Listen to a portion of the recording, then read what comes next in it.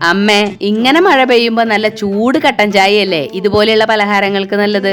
അതും കുട്ടി പറഞ്ഞത് ശരിയാ. ഇതുപോലത്തെ നാടൻ പലഹാരത്തിന് കട്ടൻ ചായ തന്നെ നല്ലത്. വെളിച്ചെണ്ണ ചൂടാവുമ്പോ 1/4 സ്പൂൺ ഉഴുന്ന്, 1/2 സ്പൂൺ കടുക് നന്നായി പൊട്ടുമ്പോ പൊടിയായി അരിഞ്ഞ സവോള ചേർക്കുക. വാടാൻ ആവശ്യമുള്ള ഉപ്പ് ചേർക്കുക. നന്നായി വാട്ടുക. ചെറിയൊരു കഷ്ണം ഇഞ്ചി പൊടിയായി അരിഞ്ഞത്, ഒരു പച്ചമുളക് വട്ടത്തിൽ അരിഞ്ഞത്, ഒരു തണ്ട് കറിവേപ്പില പൊടിയായി അരിഞ്ഞത് നന്നായി വാടുമ്പോ ഒരു 1/4 ടീസ്പൂൺ മഞ്ഞൾപ്പൊടി, എരിവിന് ആവശ്യമുള്ള മുളക് പൊടി, അതിന്റെ പച്ചമണൊക്കെ ഒന്ന് മാറുമ്പോ നന്നായി വേവിച്ച് ഉടച്ചു വെച്ച ഉരുളക്കിഴങ്ങ് ചേർക്കുക. പോരാത്ത ഉപ്പ് ചേർക്കുക.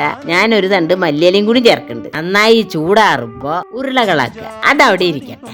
കടലമാവ്, 1 ടീസ്പൂൺ അരിപ്പൊടി, 1 നുള്ളു മഞ്ഞപ്പൊടി, ലേശം മുളക് പൊടി, പാകത്തിന് ഉപ്പ്, ഒരു മണത്തിന് 2 നുള്ളു കായംപൊടി, പാകത്തിന് വെള്ളവും ചേർത്ത് ഒരു മാവ് രൂപത്തിലാക്കുക.